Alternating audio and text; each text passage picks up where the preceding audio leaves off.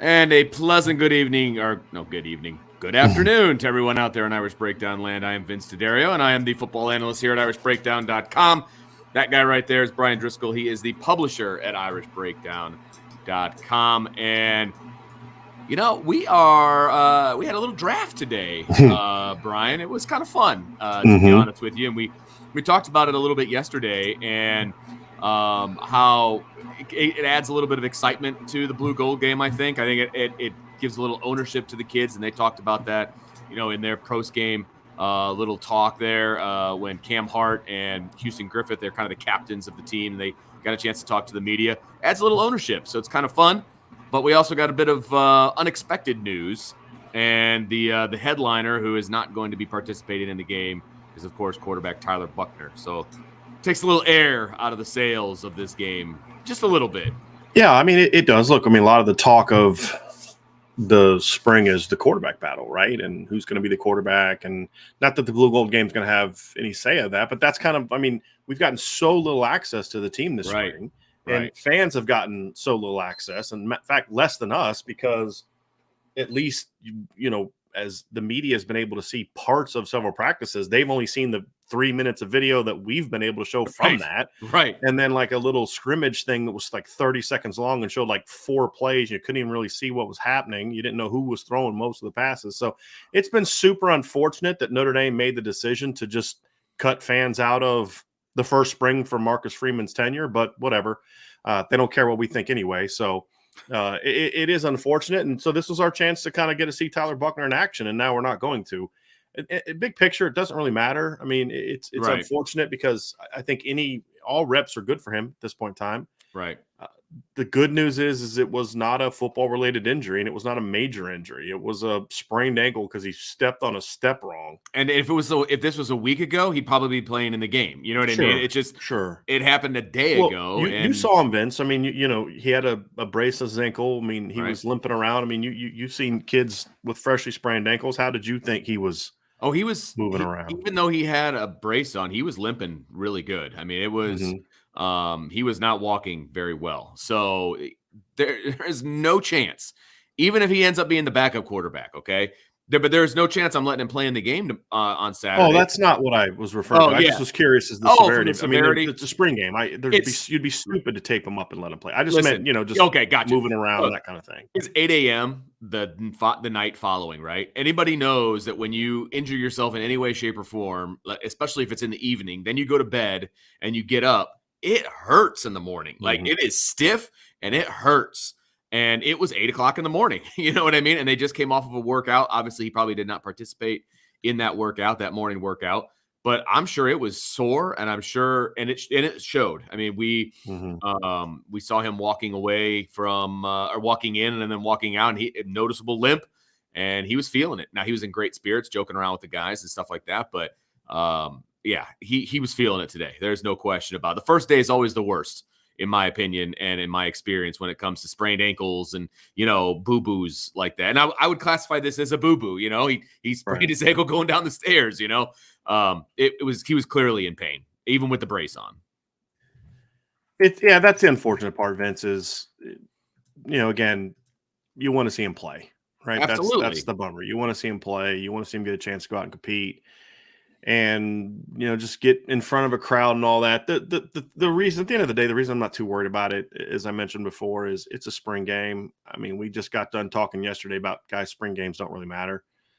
So, I mean, that part of it is, it is what it is. But like I said, I like the reps. I think the reps are always important. I think that part of it is good. But I would much rather, if it is an injury, because sometimes those injuries can linger and last a couple of weeks. And sure, If there's getting injured is never a good thing, but if you're going to get an injury, the timing wasn't bad, because he's just going to miss like a final practice, walkthrough practice in the game. Yeah, and he got all the important reps leading up to this point. Absolutely. Is kind of the important part of what I'm saying.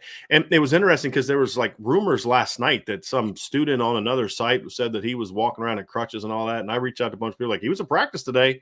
He was at the last practice and he was working out this morning. So it was strange, right? And so that's why we didn't comment on it, because it was like, well, okay, everybody around the team doesn't know what's going on. So I buy the whole it wasn't football related. Right. You know what I mean? But Can I address some of the people in the chat? I don't buy it. He doesn't want to show his hand and blah blah blah. He's shown his. I mean, that's like, come on, guys.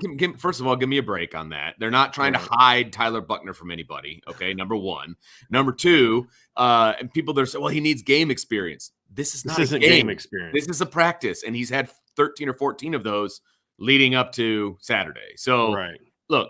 If he was having an actual game on Saturday, if there was an actual game being played, if this was, I don't understand why some people find this hard to believe. Like I'm saying, like, what do you think it was, everybody? Like, can we just calm down? Yes, right. Like, if let me explain something to you about Notre Dame. Okay, if it was, let's just say, because I think there's maybe it's nefarious. Maybe he was doing something he shouldn't have done. Blah blah blah blah. They wouldn't have given you a false excuse. They would have just said, hey, he sprained his ankle in a non-football related, and they wouldn't address specifics. Right. The fact that they gave a specific, especially Marcus Freeman, who I kind of find is one of the least BSing people I've ever met, he's not going to go out there and lie right to your face about this. It's just not, right? Exactly. And Brian Kelly wouldn't have lied from the standpoint if he would have made up a phony excuse. As much as I dislike Brian Kelly, he wouldn't. He just said, look, kid got injured, away from the team, and unfortunately I'm able to play. And that's what he would have said. So can we chill out with the conspiracy theories and it was this or not? It's like, just look, the kid we've all done it. I did it last week, walking up my freaking step, right? Right. Exactly. I mean, and it's tender the next morning, and and so let's not do that. Let's be better than that, right? And if we hear intel that it's something in, we'll tell you. Yeah. Okay. Exactly. But from everything that we have heard, it's exactly what they said it is. And I don't understand why I guess I understand, you look at the, TV and you watch the news, everything comes back and it's not exactly what they said it was going to be. But in this case, let's just relax. It is what it is. It is what it is. And I firmly believe that if there was an actual game on Saturday, he would play in it. I mean, who knows? Who knows? I mean, but the video you sent me of him limping around, maybe he would, maybe he wouldn't. I don't know. I wouldn't be okay. I wouldn't be happy about it. I'd still start Drew Pine if this was a real game, because if Tyler Buchner's limping around like that, I'm sorry. Tyler Buchner at 60% is not better than Drew Pine at 100. No, that's fair. You know what I mean? So, and then you're not going to play him anyway, because if Drew's starting, then I'm not bringing Tyler off the bench to sit back and throw. Right. You'd only bring him in to play him. So let's just and then here's the other one that somebody just put. He's fragile. Stop. I don't understand. Like, where do all these bad takes come from people? Right? Like, he had one injury, real injury in his career, tore his ACL. Right. Not fragile. He didn't play his senior year because the state canceled football. It's not his fault. Right. His only injury he had last year was a pulled hamstring. Right. Like, can we just kind of chill out with some of the. I don't know where it's coming from. I don't know what side of the bed everybody woke up on this morning, but let's just stop. Let's stop with some of this. Hilarious. He sprained his ankle walking on the steps. He's not fragile. There is not some conspiracy theory. He didn't sprain it hopping over a fence, running away from the bank that him and some of his teammates just robbed. Right? Like, let's chill out. That's now the headline. Thanks, Brian. Exactly. Driscoll said that some moron on Twitter, Driscoll said that Tyler Buchner robbed the bank. People are stupid, especially on Twitter. But he sprained his ankle walking down the steps, something I'm pretty sure everybody in this chat has done, unless you just don't walk. Right. Right. Or you walk around with ankle braces when you're just doing normal people things. Is it disappointing that he's not going to play? Absolutely. Now, this is the best response. This is funny. BK doing dang voodoo. Now, that's well done. But anyway, let's talk a little bit about the blue gold draft, Vince. First of all, just kind of walk because not everybody could see it. Just kind of walk everybody through I thought this was it's a pretty cool idea that I don't think they'll ever do again, because I'm already seeing it on the board. Why was this guy drafted higher than this guy? So that must mean that, and then that's just kind of how it goes. It's like, okay, you guys kind of ruining a good thing. Right. Exactly. Hopefully they don't pay attention to that kind of stuff, because I thought that this whole thing was an awesome idea. So walk us through kind of how that went, and what it was like, and just the setup. I thought it was a pretty cool deal. They made it like an actual draft. Okay. So it was in the practice facility. It was set up very similarly to when Marcus Freeman was announced as the head coach. The stage wasn't quite as big, obviously, but they had the stage in the same place. They had chairs out front where all the players were sitting. And then on either side of the stage, they had the selection committee. And the selection committee was made up. They had already prearranged which coaches were going to be on blue and which coaches were going to be on gold. And then the seniors, the guys who were in their last year, they were the selection committee. And they were sitting around a table, and they would hand a card to someone, and then the card would go to the commissioner, which is Jerome Bettis. And Jerome Bettis would then announce, who that was. Unfortunately for Jerome, nobody gave him a pronunciation guide. And so what's funny is he got Tuihalamaka right. He was getting like the most simple names wrong. I think after he butchered a few at the beginning, he was getting whispered to by Marcus Freeman. But he got Tuihalamaka right. I know, but that was later on. But he got another one wrong after that. Oh, okay. Fair enough. It was really funny. You were messing up. It was really funny. Christophic. You were messing up all these like normal names, and it's like it was funny. Then he goes and he's like, Junior Tuihalamaka, because I was thinking to myself, I can't wait till he gets to like Marist to Junior Tuihalamaka, and then he nails it. Yeah, he nailed Marist. Like, yeah. Well done. But so what they would do is that they did a coin flip. And then whoever won the coin flip got to choose the position group and the first pick.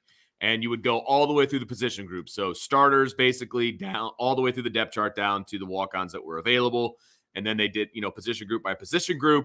And the first thing that they did, which was kind of funny, is they brought up Rob Hunt. He's the head athletic trainer for football. And he went through the injury list. And he went through who's out, who is probable, and who's questionable. And he rattled off those names so fast. It was like a speed round. And I'm trying to type them all as fast as I can. And Brian caught me. I missed one of them. So that was up front. And so that's why, by the way, that Tyson Ford and Chris Tyree, for example, kind of slipped down the draft of their position group because they were both listed as questionable. Who was the other one? You Tyree and who? Tyson Ford. Okay. He was picked, I think, like ninth. Last. He was the last. He was down there.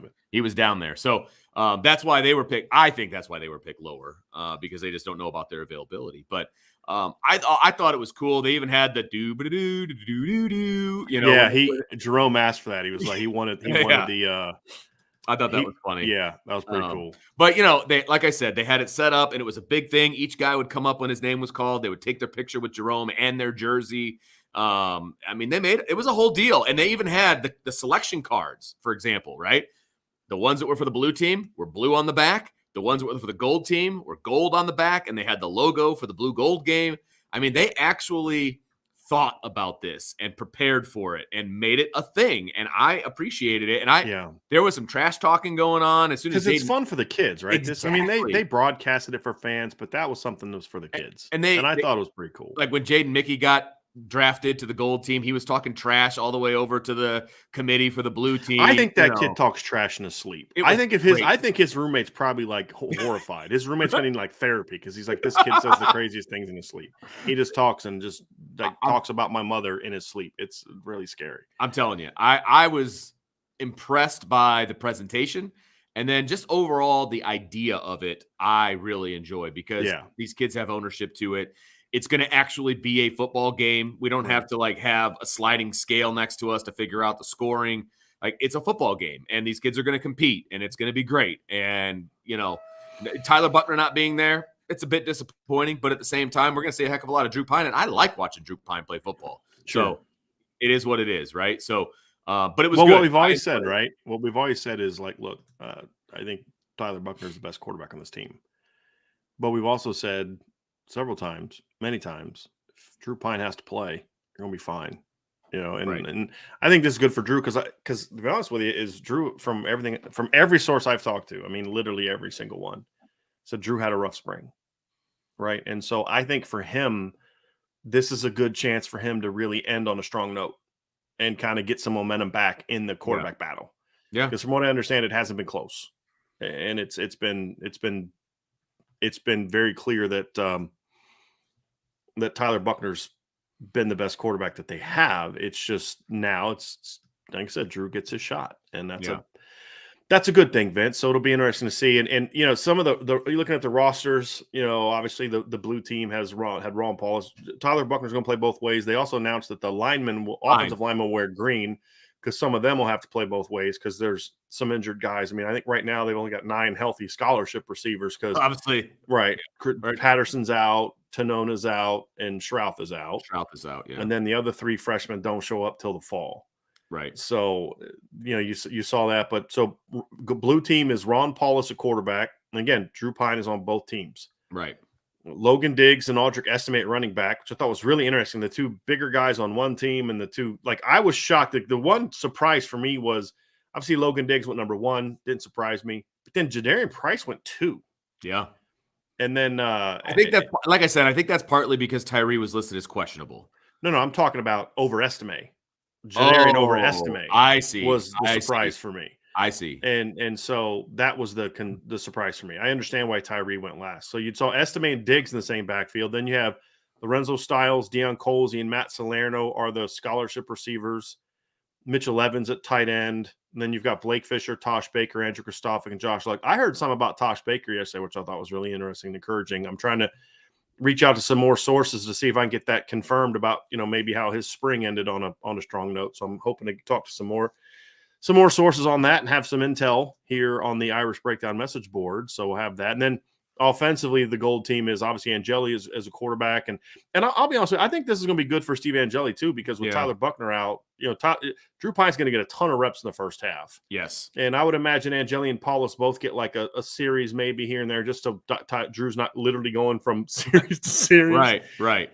But, getting a chance, we'll see more of them in this game. So I'm looking forward to seeing that and seeing Steve get his chance to play. Running back is Jadarian Price and Chris Tyree. The receivers are Braden Lindsey and Jaden Thomas. Michael Mayer and Kevin Bauman at tight end. And then the offensive line there is Zeke Carell, who's the number 1 overall pick on the offensive line. Which I think is smart because he's the only true center. That's right. Well, him and Carmody are on the same team. I'm sitting there like, one of those guys is going to have to snap for the blue team. So I think Michael Carmody might be that guy. But you've got Zeke Carell, Joe Walt, Rocco Spindler, Michael Carmody, and Caleb Johnson on one team. So that'll be very interesting.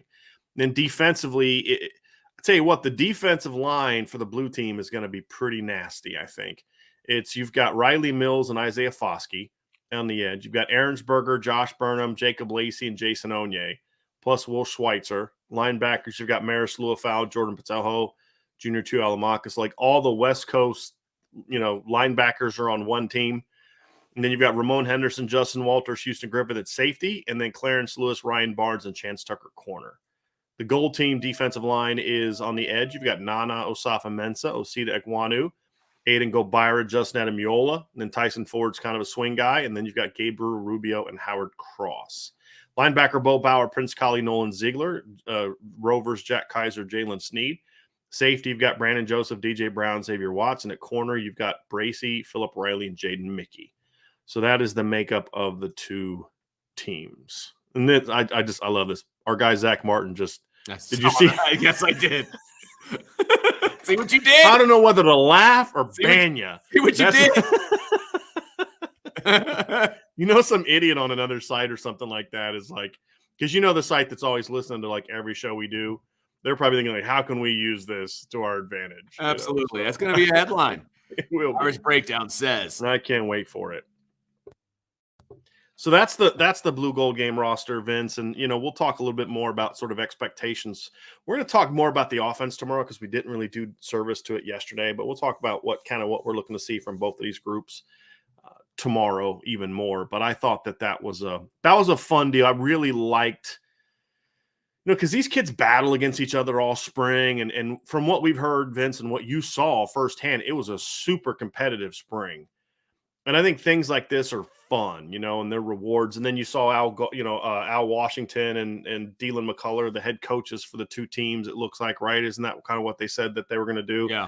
Yep. Which I really like. Vince, I wanted to bring up something. So, hey, just so you guys know, start throwing in some questions. Yeah. And Vince and I'll start staring them starring them and then answering them, because we're just going to talk about a couple things spring game, and then because we're not going to do a typical post-hour mailbag today, so we're just going to kind of talk like for about a half an hour about this stuff and then dive right into the mailbags. If you have recruiting questions, team questions, whatever, start throwing those in now so that we have them. But I got to say, remember the last couple of years we've been asked about, it was on the board especially, but even in the chat, who from this staff do you think are head coaches? And we'd often kind of sit there and be like, maybe Elston, right? Like, Elston maybe at like the right school. And it was like, Clark Lee when he was here, but like last year, it's like, who are the head coaches? And you're like, other than Freeman, it's like, I don't know. I got to say something about this, this kind of coaching staff. There are several guys in this coaching staff that I think are going to be head coaches. And if Notre Dame wins the way that I think they're going to win, They Al got Washington's going to be a head opportunities. football coach. Yeah. Al Washington's going to be a head football coach in the next 5 years. If Notre Dame wins the way that I think they're going to win, Dylan McCullough is going to be a head football coach somewhere. Like, I mean, he just kind of has that. I mean, we know he's a good coach. We know how he relates. He's a guy that's about discipline and all that, but in a way that it's relatable. I think he's going to be head coach. The tight ends coach Jared Parker just strikes me as a guy that's going to be head coach somewhere. You look at a lot of these guys and you're just like, Al Golden has been a head coach. Like, there's a lot more guys that you're like, that guy can command a room than maybe we had. Now, Harry Hiestand has that ability, but he's just not Harry Hiestand's an O-line lifer. And I think he's totally fine with that. Right. You know what I mean? Absolutely. And some guys are like that. Some guys are just, look, this is what I do. I'm staying in my lane and this is what I'm good at. And they're not gonna go there. You know what I mean? And so it's not for everybody. You're right. It's not for everybody. And I think that's kind of, that's kind of something I like. I mean, Brian Mason is a guy that I could see being a head coach someday. Absolutely. I mean, Chris O'Leary is young. Mike Mickens is still, kind of young as a coach. Chancey Stuckey, we don't know. But even with those younger guys that maybe haven't coached a while, you see certain traits. You're like, that I could see that guy being head coach someday. And then, of course, Tommy Reese is another young guy that we could throw into that conversation too. I think Tommy at 29 is still probably, I don't know if I'm ready to evaluate him as a head coach just yet. But I mean, he's been he's 29 and he's been an offensive coordinator for a team that's won 10 plus games every year. And he's going into year 3. He'll have that chance someday too. So, I mean, other than Hiestand, who I don't think wants the job, nor do I think he would be a head coach kind of guy. I don't know if there's a guy on the staff that I don't think someday has a chance to be head coach. And I don't think that's unintentional, Vince. I don't think that's by accident. I think that says a lot about the type of leadership and the type of person that Marcus Freeman looked for. Yeah. And I think it says also a lot about the fact that you don't surround yourself with guys like that if you're someone who wants a bunch of yes men around you. Yeah. Right. And I think that's been a problem with previous head coach. And this isn't a shot at Brian Kelly. It was true of Brian Kelly, but I also think it was true of Charlie Weiss. I do. I think it was true of Charlie Weiss as well. I don't know about Bob Davie and Ty Willingham. I wasn't around enough for those eras. I've heard some people say that. I don't know. But I like the fact that he surrounded himself with people that can command, that have a presence and can command a room. And I think that's going to be good for Notre Dame. Because what happens is, and the reason I'm bringing this up is, number one, it benefits his current team. But if Marcus Freeman can start having guys leave for coordinator jobs and head coaching jobs and have success there, guess what? Notre Dame becomes a place big-time coaches want to come to if they want those opportunities. So I think it's good for the program too. Absolutely. Coaching turnover, if done the right way, is good for a program. It's healthy. And, I mean, that's why Alabama's been able to have so much coaching turnover over the years. Sure. But it's like, I want to go work on that staff, because if I know if I go to Bama, I'm going to have a chance to be a head coach somewhere, or if I'm a position coach, to get a coordinator job. And I'd like to see Notre Dame kind of become that kind of program. Well, they can. And being able to control a room, or not control a room, but like command a room, like you mentioned, it's huge in recruiting too. Right. I mean, all of those things, I think, fall in line with what Marcus Freeman was looking for when he was putting together his coaching staff. I mean, in my opinion, smart head coaches surround themselves with guys that are going to make the program better, not be guys that are just going to do whatever I tell them to do. Like, that's not what I want. I want guys that are going to come up with their own ideas, and I can take those ideas, use them, or just be like, hey, maybe we're going to just go this other direction, but not be afraid to come to you with different things and be that sounding board for you. I think that's smart. I think when you're putting your staff together, you want smarter guys than you in the room, right? And then I'm not saying Marcus Freeman's not smart. I think he's incredibly intelligent for putting his staff together in this manner. But you fill your weaknesses with strengths, and then you get those head coach type guys on your staff. I think that's absolutely. Well, and even if you don't feel you have weaknesses, I think look, this is what I think the great ones do. You surround yourself with other talented Yes, people. absolutely. And knowing that I can't be in every room every time. I can't, as the head coach, be involved in the lives of 85 to 100 some kids Right, right, the way that I could as a linebackers coach. right. And so you hire people that have similar values. And so that's why I wanted to bring it up. I thought it was noticeable. And then somebody brought this up, Vince. I did not notice this, but it'd be sweet if it was true. You were there, so you would see this. USMA 87.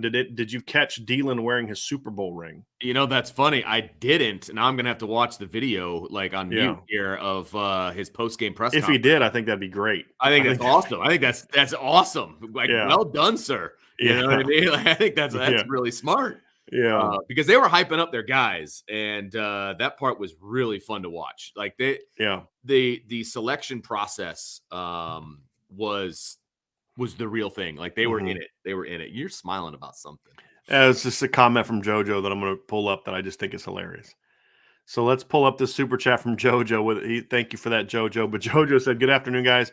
We need some escalators or improving the training table and adding a chef for Tyler Buchner. I'm not worried. It's a spring game. Do you know anything with NBC and NIL do? I don't have a whole lot of knowledge of the NBC and NIL thing, but I just think I'm just like waiting on Brian Kelly to talk about, like, he left because Notre Dame doesn't have enough escalators on campus or something like that." Well, so just for people that are interested in how things go at Notre Dame, when they ended the draft, right, and he gave his players basically an end of practice talk, and he's like, "Hey, right after this, we got training table, and et cetera, et cetera." I'm like, "Oh, they actually do training table at Notre Dame, huh? Yeah. Amazing." But the food's not as good because it has to be shipped from across Right? campus. Yeah, clearly. Yeah, so it doesn't nourish their body the same way as something that's built on the facility. So, I completely understand where people are coming from. I said sarcastically. Got a couple more super chats here. Coach McCullough kept his hands under the desk the entire time as I'm watching this video. Got to find some pictures. Yeah, Mark Chrismanis with a super chat. Thank you very much, Mark. I sprained my ankle going downstairs at Notre Dame as a student as well. Difference was my injury may have involved Club Fever stairs at 3 Fever. Club Fever. That is old school right there, brother. Jojo with another super chat. He says, "I'm not worried about Dante yet, but I see that Braylon James already recruiting him on Twitter." And he says, "I think he silently committed Notre Dame and he'll eventually come out." Whether he silented it or not doesn't matter. When a kid's a silent commitment and he's taking a lot of other visits, I don't really. He's not committed. I mean, it's not that. I mean, look, if a kid silently commits and he says, "Hey, but here's the plan," and the school okays it, then it is what it is. It just, to me, it doesn't carry a lot of value because if you're taking other visits, there's clearly some level of openness to other programs. Right. That's my thing. Is kind of where I'm coming from. So it really doesn't matter. But yeah, I mean, look, and if you caught the show, Vince, Braylon almost said Dante's name during the show. He's like, "I'm looking to get," and then he paused and is like, a great class. Like it looked like he was getting ready to say something like, get Dante or something like that, or the quarterback or something. That's great. But I thought that was pretty funny. I thought that was very well done. But I thought Vince, you weren't on the show last night. Did you have a chance to go back and watch the video of Braylon's commitment? Did you see him actually commit? I watched that part where he pulls out the LSU hat. I did enjoy that. What were your thoughts at first? Like, did you go through the same roller coaster I did that your heart sunk for a second? It's like, wait, what? Like, when they pull the hat out from under the table, like, I was like, oh, usually that means that's who they're going with. Like, that was, and I was really firm that he was going to go to Notre Dame, and I was like, wait, what? And then, okay, all right, he didn't mess. And you could hear somebody in the background. They're like, oh, like that. I thought that was really funny when he pulled out the LSU hat. So that was good. And you know what? It was also very mature of him to say, "Hey, look, LSU is still going to hold a special place in my heart." But he trolled him, but did it with class, and that's exactly. peak Braylon James. That's great, in my opinion. Troll with class. I like that. A lot. That's how it's got to be done, man. It's how it's got to be done. We had some questions here, Vince. Who are the kickers and punters? I didn't. Well, Josh Bryan is the kicker for one team, and then Groupie was on the selection committee. Team Blue. Team Blue is Brian Dowd, Alex Peich, and Blake Groupie. Brian Dowd's a punter, right? Yes. Because I don't think they have any punters on the team. Because like the kid from Harvard doesn't show up till the fall, and Bryson McPherson doesn't show up till the fall, right? They did Like no scholarship punters. 2 punter, or they recruit. They drafted punters. Right. Chris Salerno, Josh Bryan, and Michael Vinson. So is Chris Salerno a punter? Yes, I believe that is accurate. So he must be the punter for the other team. I'm So looking none it of up. the scholarship punters are going to be on campus right now, which is kind of interesting. Here we go. I thought, but that should help you. So Salerno is solicited as a kicker, Brian's a kicker, and Groupie's a kicker. And then Brian Dowd is the only punter on the roster. Now, Brian Dowd also doesn't he also play on the soccer team? Is that the kid that also plays on the soccer team? I thought he did. I thought he was a really good soccer player in high school, if I remember correctly. Because there's nothing listed on his bio, because that's helpful. Yeah. Oh, you talking about the football bio? Yeah. Yeah, of course not. Yeah. I thought maybe if I clicked on the bio. Yeah, he also plays on the soccer team. Okay. Yeah, he's a goalkeeper for the soccer team. Oh, okay. Yeah, he was 2021 All ACC All Tournament team last fall. So he's the primary goalkeeper for Notre Dame. Went to Fenwick High School in Chicago. Yeah. Okay, cool. Yeah, he's a pretty good football player. So my family, if I remember correctly, he was a pretty good football player. So yeah, he's also on the soccer team. So D-Rock, good question there. Yes, Jim Halloran says, why let Isaiah Foskey or Michael Mayer participate? Seems like nothing to gain, everything to lose. What say you, Brian? I'm okay with them playing. I just wouldn't play him a ton. I don't think Foskey's going to play like the whole game or whole half, but I mean, I think he wants to play. I don't think the risk of injury is such that I would definitely sit them if they want to play. I personally wouldn't play him much. But the problem is you don't have a lot of dudes on either side of the ball. I mean, that's the problem with any spring game. I mean, no one has 85 scholarship players on the roster in the spring. You know, I think that day is probably going to come sometime in the next decade where like every kid's an early enrollee just about, but we're not there yet. I mean, Notre Dame's come a long way. Like half their class this year was, or not one that long ago, was like 3 to 5 guys a year. But your guys are injured, guys are out, and all that. So I mean, I'd let them play. I just wouldn't have them let them play a ton. Yeah, and you're not cut blocking. There's some things that you're not doing in this game that reduce that. Because in a real game, you need like 8 defensive linemen minimum. Right. You know what I mean? And that's probably not going to be the case here because that means that's 16 defensive linemen, and they don't have 16 defensive linemen. You know what I mean? Right. So it's going to be a little bit different, obviously, from a normal game and a normal rotation and all of that. Same thing at linebacker, for example. You know what I mean? Like they don't have backups per se. I'll be honest with you. What I would consider doing with Mayer is I would consider putting a red jersey on him and just being like, look, you can cover him. You can be physical with him in the run game. But when he catches the ball, he's down on contact. Yes, just tap him out. Right. But other than that. Because the only way to take down Michael Mayer is to go low, and you don't want him blowing out a knee. I mean, exactly. So I that's kind of my stance on that. So right. And these guys play really hard, but they're not going to play. I mean, some of them will because they're trying to impress and things like that. But, they're going to be careful with themselves too. Right. I'll just say that. Right. So I'm looking at some of these. I'm seeing some of the responses that you had up that you saw earlier, apparently, Vince, about the quarterback situation. It's just gotcha. Like, goodness gracious, y'all. Exactly. Just shaking my head. Just shaking my head about the whole thing. Lord have mercy. Why can't we just believe what is told to us? I realize. Well, I mean, Vince, you know me well enough. No, I'm not a fan of that action. Well, but it's just sometimes you got to use this some common particular sense. Situation. Like I trust Marcus Freeman. I do, and it didn't look like he was trying to spin anything. Like he's like, look, here's what happened. A freak thing, and he gave like a timeline. He's like, it was a half hour after our quarterback meeting. Like, that's a lot of detail. I realize the devil's in the details, but like, Come on, man.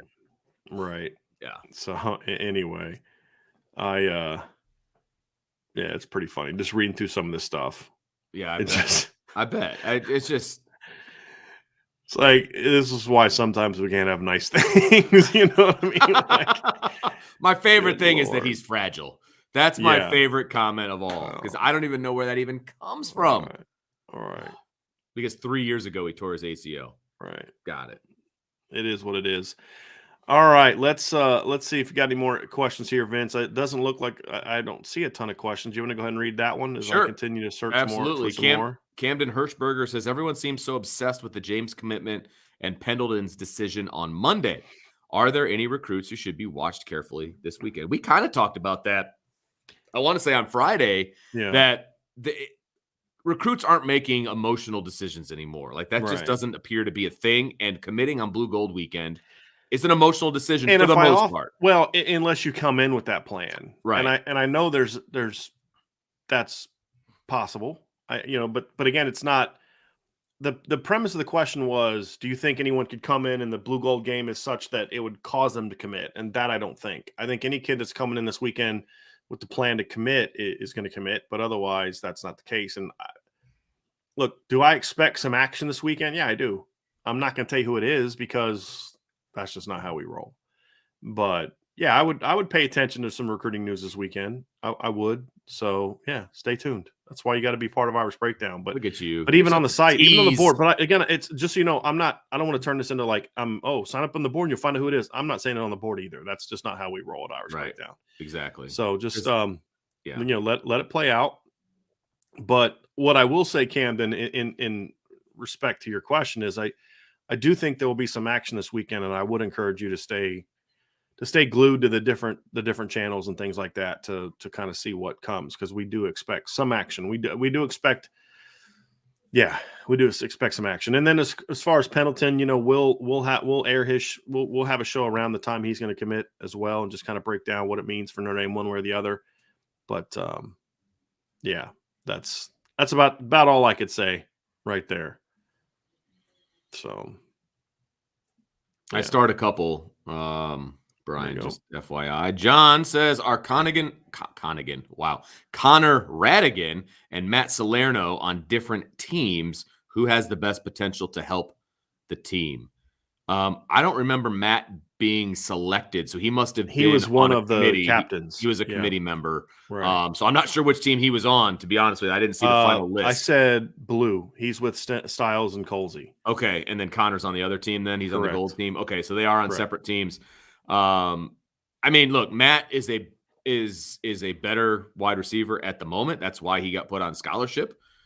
They can both help the team. I think Connor's a decent receiver. You know what I mean? He's just not necessarily a Notre Dame level receiver, but he's a good receiver. I mean, he's made plays in practices that we have seen, right? You're talking about Radigan? I'm talking about Radigan. Yeah, he can play. Like, he can play. Yeah. I mean, his dad played at Notre Dame. He's got the genes. He can play.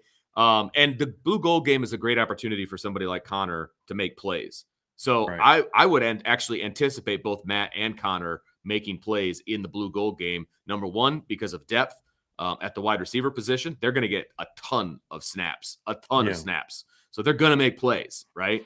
And even if the depth chart was a little bit deeper, they're still going to get opportunities because it's the blue gold game. So they're both going to make plays. Yeah. I actually think as a pure receiver, I actually kind of like Connor Radigan a little bit more. There you go. So that's just me. I think Matt Salerno brings you some return game stuff. Seems a little bigger to me. He is bigger. I think he's thicker. He seems bigger. Yeah. He appears to be thicker. But as just a pure receiver, I kind of like what Connor can do. Yeah. I think he's good. Kid works hard too. Yeah. It's funny because good athlete. Yeah, he could have gone to like Valpo and been a dude.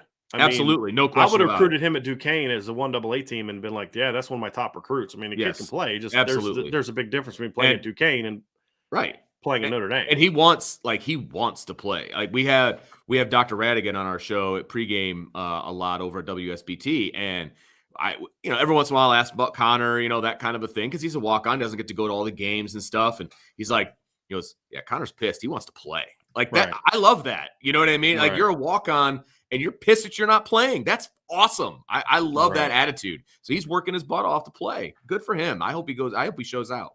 Yeah. Last couple of questions, and we don't seem to have any more questions. So if we don't get any more questions, we're going to wrap up here pretty soon. So and as far as there was one question about Al Golden's scheme, Nolan, we had a show about that recently. It's titled "Changes Are Coming to Notre Dame Defense." I would encourage you to watch that, because we couldn't do justice to that answer now.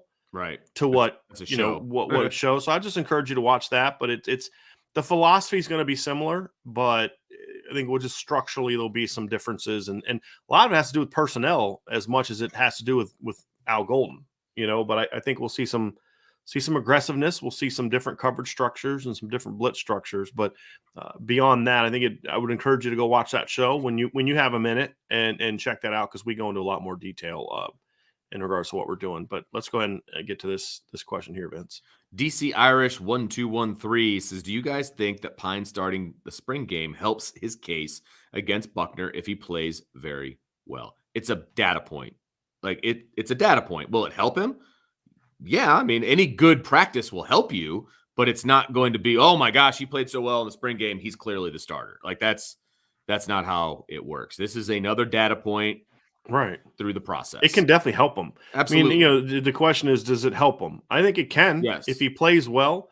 Because here's the thing, like we can talk about, Drew's had this or Tyler's had this.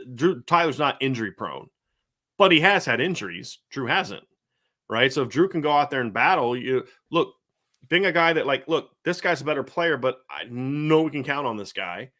Like if Tyler has another injury that keeps him out of fall camp, then maybe at that point in time you have that conversation, but that's not the issue now. However, what this injury has done, even though I don't think it's a big deal, what it has done, it's a big deal for Drew Pine because Drew gets a chance to go out there and show command and battle and compete and lead and make plays.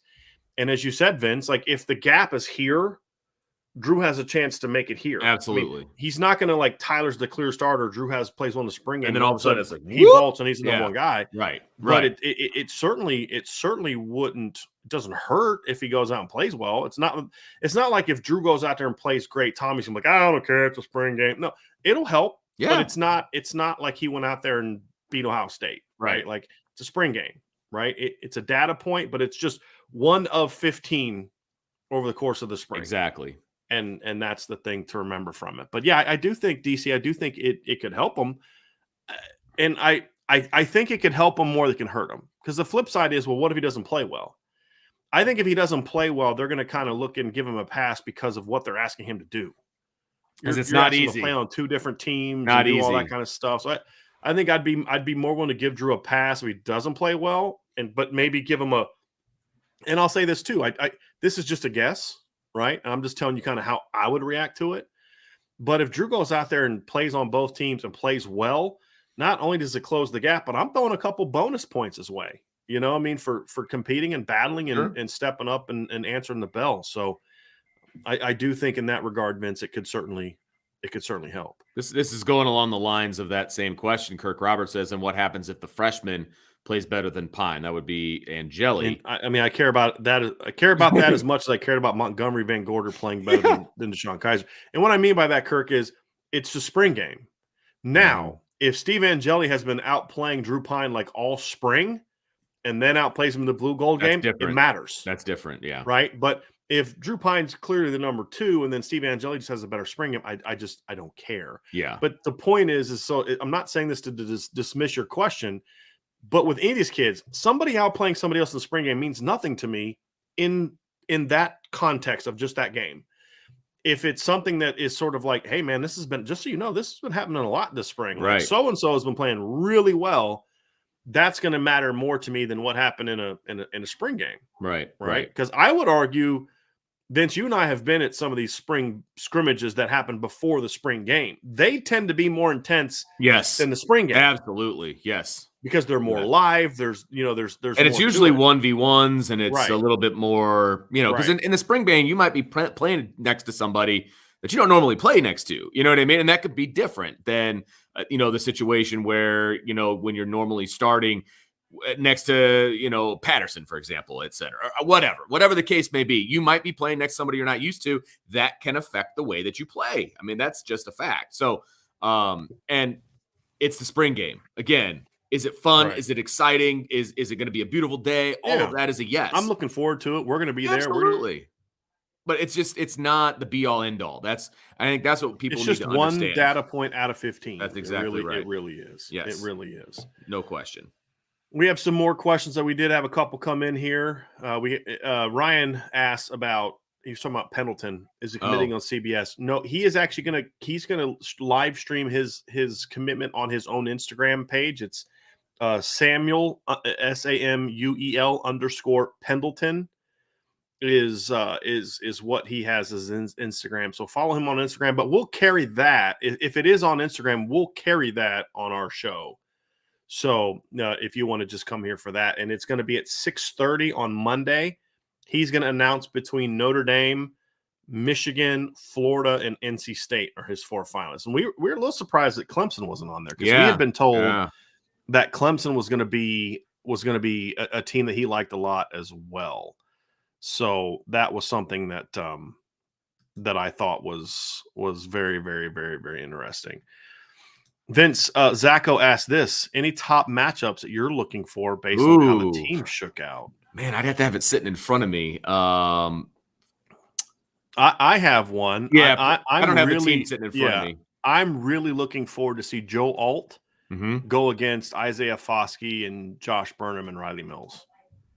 Because I want to see Joe Alt. Like, we've heard some things about Joe Alt from this spring that kind of have you excited about you know, about what this tackle tandem could be. Yeah. And I like the fact that he's going against the dudes. You know, he's going against some guys. And I'm looking forward to seeing that. Very, very, very much so. So I think that's one. But there aren't a whole lot of others, to be honest with you, that I as far as matchups that I care a lot about outside of that one, right? And so somebody's like Jaden Mickey versus the other receivers. That part's cool because the thing I like about Jaden against the other receivers is he is on the team opposite Lorenzo Styles. That's true. Deion Colsey and you know, so he'll get a chance to kind of battle with some guys. So I'm looking forward to seeing that. I guess that's another one that I would look for. But for me, it's not so much the matchup, Zacho. It's just like I want to see how Ryan Barnes looks. I want to see how Chance Tucker and Philip Riley look. You know, the young guys we haven't seen a whole lot. I want to see how Justin Walters looks. I want to see the freshman linebackers. I want to see the guys we don't get to see a lot, right? Like, I don't need to see Isaiah. If Isaiah Foskey has 5 sacks in the game on Saturday, what does that tell us? It tells us he's still really good. Yeah, you right. Know what I mean, like, and if he doesn't do anything in the blue gold game, it's like, oh gosh, Foskey's, because he was not good last spring. He just didn't do a whole lot last spring. I did talk to somebody the other day who said that you know, like, man, the tackles have had a really good spring. Oh, except when they go against Isaiah Foskey. He's been unblockable. So I had somebody tell me that.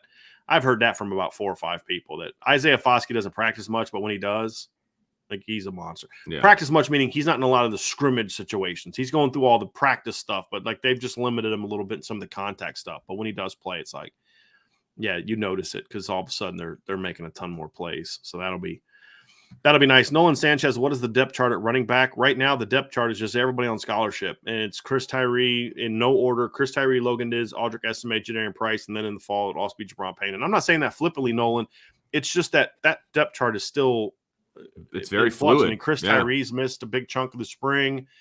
You know, Jadarian Price has had a great spring. Estime, Diggs have had their moments this spring. Jabron Payne shows up. So it is still TBD, very much TBD. And at this point in time, I think every kid that's on the roster now is going to get a chance to play in the fall. Yeah, I agree. And I'm looking forward to seeing it. So Charlie Weiss's last belt loop. Brian, why didn't Notre Dame stand a chance with Deuce Robinson? Seems like a perfect match. There's nothing to do with them not standing a chance. They stopped recruiting him. When they landed Cooper Flanagan, they stopped recruiting Deuce Robinson, which I still say to this day is stupid. And the new tight ends coach and Tommy Reese have tried to get back in with him, but it's too late. You can't stop recruiting a 5-star and then try to jump back in. You're gonna have a hard time winning that battle. It's not often you can do that, and so that's why. Because early on, Deuce had legit interest in Notre Dame. Yeah. But you know, the reality is he was a 5-star kid that you were gonna have to battle big time programs for, and that's just not something the previous staff did. It's like we'll go get Cooper Flanagan, who's a really good player. We know we can get him. And look, Cooper Flanagan's a really good player. But, you know, if you're going to take 2, and I still think a case can be made that 2 would have been good, especially if you get a guy like Deuce Robinson. Because the thing I'll say, Vince, is those 2 guys are such great complements. Right. Like Deuce is more of a flex tight end, like, you know, outside guy. Cooper's more of a traditional tight end, more of a guy that's going to play attached. He's 6'5". He's going to be 250 plus. They'd have been great 1-2 punch. So it's not like get Deuce because he's better than Cooper. It's like, man, that's a heck of a 1-2 punch for a team that hasn't been able to recruit receivers. So it made no sense. But that's what they did. So it wasn't that they didn't stand a chance. They don't stand a chance now, right? Because they dropped the ball. But it had nothing to do with before. Vince, can you go ahead and read that one here real quick? I certainly can. Jules 602 says, if we miss on Dante, Raiola or Carr next year. I think regardless of whether they get Dante or not, they're still going to be recruiting those guys for the following year, right? I mean, right. I don't think one impacts the other per se. unless there's a 5-star in the 24 class that doesn't want to compete. And that's usually not the case, but. Well, I don't think it's so much about, I think that there are some kids who don't want to compete. Some kids are just looking and say, look, I don't mind competing, but that's just stupid. Like, why? Right. Why would I go there and he's got a year head start on me? Right. When I go to this other similarly really, really good program that I also like a lot. And, the guy's 2 years ahead of me. Right. Sometimes it's yeah, okay. I don't want to. I'm not afraid of competition, but I'm also not an idiot, and I understand that. Like, there's other options, but Rayola's not going to come to Notre Dame. That one's not going to happen. And he's Ohio State, USC. I don't see that one happening. I think CJ Carr and Julian Saint are the top 2 options right now. Mm-hmm. I know Notre Dame would like to get Jaden Davis on campus, and next year's quarterback class is going to be really strong as well. I don't know if it's going to be quite as strong as this one, but it's pretty good. CJ Carr is a really good football player. But if, I don't think missing on Dante has anything to do with who they go after. I mean, they're going to go after the best quarterback they get next year's class, even if they get Dante. Losing Dante Moore doesn't change their 2024 recruiting strategy at all, quarterback. It only changes their 2023 recruiting strategy. Exactly. Because they got to find a quarterback. But if they get Dante Moore, they're still going to recruit the best quarterbacks in the country next year and try to get them. Right. Now, it may hurt their chances with some of those guys, but it's not going to change their strategy. Right. So good way to put it. Yeah.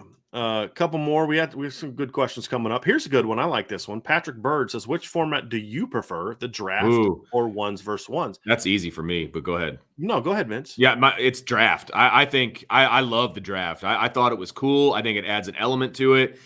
When you do 1v1s, you've got the weird scoring system, which I hate because you got to have a way for the defense to score. Which right? I actually kind of like that. I hate it. I hate it. I don't like it. I like an actual football game. It's still an actual football game. It's just you're doing different scoring. I don't like because this isn't an actual football game because you have one quarterback playing on both teams. Well, you have offensive linemen playing on both teams. That's as realistic as that wasn't the idea points for stopping a third down. That wasn't the idea going into the draft, though. Well, the offensive line thing was. They didn't have a choice there. Right. Well, the quarterback same thing with the quarterback thing. Right. But no, I am 100% for the draft. Right. 1v1s are fun. Don't get me wrong. But that's the same thing they've been doing all spring long. This spices it up a little bit for the kids and for me. Right. So for me, my preference, for me personally, is ones versus ones. I'm always that guy. But if I was in the coach's shoes, and as a player, I like the draft because I kind of look at the spring game as a coach as sort of, hey, look, we've been pushing you, we've been riding you, we've had plenty of scrimmages where we've had competition every day. Let's end this having a little bit of fun. Let's let you take some ownership and do the draft. So looking at it from if I was Marcus Freeman, this is the way I would go. I would want to go. And I never thought about this before, Vince. This is a really cool idea, and I'm sure there's other teams that have done it. I think it's a really cool idea. Me personally, I do ones-on-ones. That's just how my as an outsider, I want to see the good on good because we haven't been able to see it all spring. Yeah, right. But inside the program, if I was on the opposite side and I was inside the program, I'd be all about this because this is an award for, hey, y'all have worked your butts off this spring. We've battled, we've competed. Let's do this. You know what I mean? Yeah. So Coach McCullough said, he's like, I've never been a part of anything like this kind of a spring game before. I believe it was him.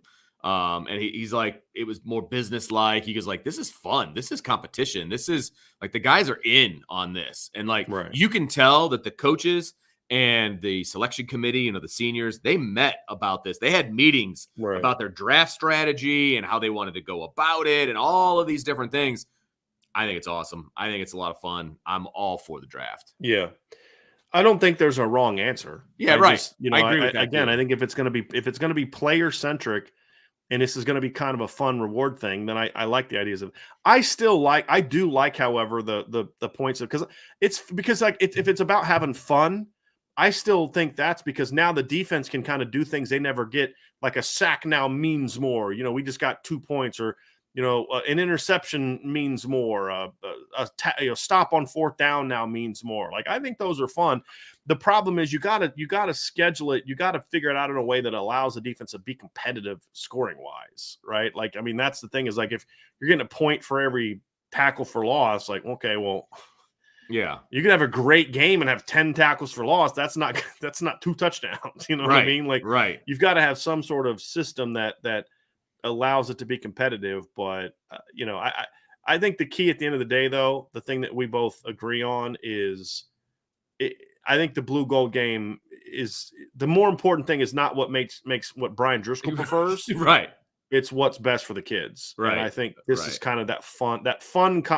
Dang it! When the whistle blows, they're competing. Absolutely. Right? This isn't going to be like touch football. They're going to be competing and battling, but there's ways to have fun leading up to that moment, and then even during the game to have some fun that you can make it competitive. So I'm good either way.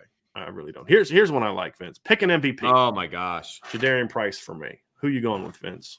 It's always somebody that you don't expect. It's going to be some random person. You know what? I'm going to go with Connor Radigan to catch the game-winning touchdown. Okay. Something completely random, because that's who Junior Jabby, right? Somebody talked about him winning the MVP once. I can't remember. There's been some crazy MVPs. Nate Montana. That's one I always bring up. There you go. There. Thank you. Yeah, I'm gonna go with Audric Estime. I think Audric's gonna be super ticked off that he was like the third back taken. Look, I think that's gonna like tick him off, and he's gonna just be like, okay. Tommy Reese was fired up when they got Jadarian Price. Logan first, right? Like yes. that side of that they picked Logan Correct. first.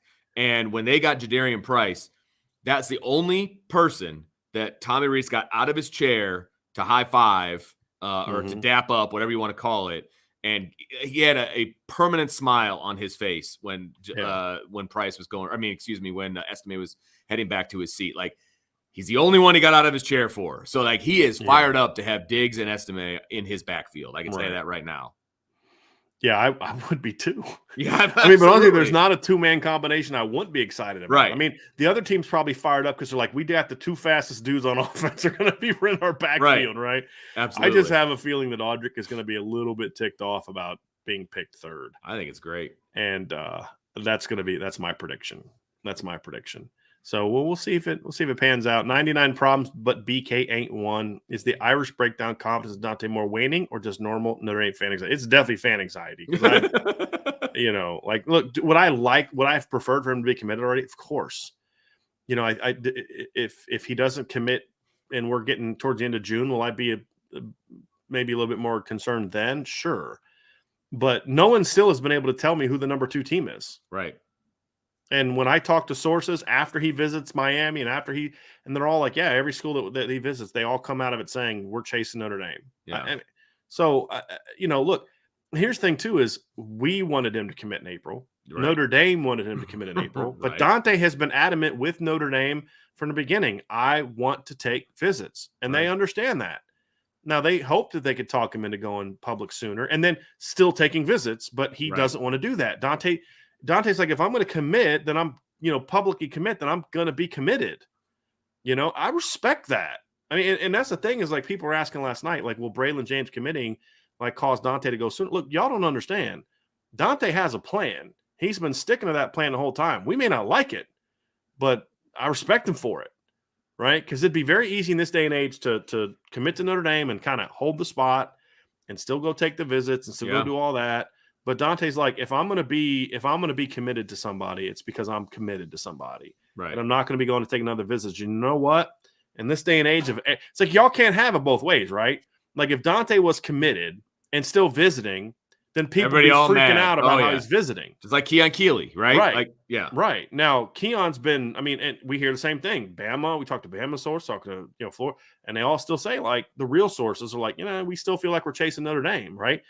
So you say, well, I'd rather him commit and not take visits. Well, this isn't your life. Of course, this isn't your life. This is his. Right. And so, to me, I have no problem with what Dante's doing. It doesn't mean that I'm in love with it because, again, as a Notre Dame person, I'd rather him just kind of commit and not take visits. That's what I want. But I'm not Dante's dad. I'm not Dante. I'm not his coach. He's got to do what he's best to do. But here's the reason why it's important. If Notre Dame still lands him, he's done. You don't have to worry about it because he's already taken those visits. He's already taken his officials. You don't have to worry about some school convincing him to take an official visit in August or September, October, November. He's already taken them. It's done. Right. So let the process play out. The kid is out there trying to do what he thinks is best for him. And he has been upfront and honest with Notre Dame about his plans from day one. And that's all I can ask for. He's a man of his word, and he's sticking to his guns. Doesn't mean I love it, but right. But to answer the question, I have not lost any confidence in where Notre Dame stands with Dante Moore. Right. As of right now. Now, could that change in a month? Sure, of course. Right. But I'm not so like locked in. Like I'm not like one of those political people that's like, this is my view, and I don't care how much evidence I have of the contrary. I'm going to hold my view because I'm a Republican or I'm a Democrat. You know what I mean? Like evidence should always lead us to what we believe. Right. So if things change with Dante, I'll have a different opinion. But all the evidence I have at this point in time is that I have no reason to think anything other than he loves Notre Dame, but he also wants to see other places and see what the world has to offer and experience certain things that he gets one chance to do. And does that mean that another school could end up winning him over? Sure. That's part of life, right? I mean, Notre Dame's got to have enough confidence in what they're doing that he's going to be on board, and then keep adding guys, right? So it makes your case stronger. Add Braylon James, get some other linemen, get some backs, get some other receivers, and say, look, man, like, we're ready for this. Let's go. You're the missing link. Let's go, man. Yeah, right. Yeah. It's like that scene from Draft Day. Like, hey, you're the, this team's ready to roll. You're the guy, like you're the guy, we need you, So that's kind of where I'm at on it. But I promise you guys, if I start to feel concerned about it, I'll tell you. And I did that on the message board with Cardinal Tate. I was 2 weeks ago, I was really confident where Notre Dame stood with Cardinal Tate. I got new evidence, and now I'm like, he's not coming to Notre Dame, right? So my stance on Cardinal isn't because I'm a Notre Dame guy and I'm giving you the Notre Dame spin. I'm just being honest with what I gather intel from talking to Notre Dame people, talking to Michigan people, talking to Florida people, talking to national people, talking to everybody. And they all say no matter Ohio State people. I mean, I went to there and heard the same thing. Ohio State people are like, yeah, we love Dante, but they started looking at other quarterbacks after he left the visit. Why? Because they're like, yeah, we got no chance right now, right? So with Cardinal, it's different. With Cardinal, you hear one thing when talking to Notre Dame people, and then you hear something completely different when you talk to Tennessee people. Never a good sign. And that's not a good sign. With Dante and Keon, it's the exact opposite. I mean, and they've been honest. I want to take visits. I'm going to do this. And that's all you can ask for, guys. And Notre Dame understands that. And that's big boy football, folks. I mean, that's the reality. Bama gets commits and they visit other places all the time. All the time. Some of them they lose. Most of them they still get. If you want to recruit big boys with the big boys, you got to understand this is part of the process. Yep. And embrace it and get used to it. It's nerve-wracking. Mm-hmm. I get it. I completely understand, right? Yep. And my livelihood depends on these decisions, right? So I get the frustration. You're not wrong. But just know that BK, you ain't one. You won't have to ask me if my confidence wanes. I will have already told you. We'll have a show on it, or most likely we'll put it on the message board. Hey, here's what I'm hearing. Here's why I'm not as confident as I was, and whatever the case may be, which we've done.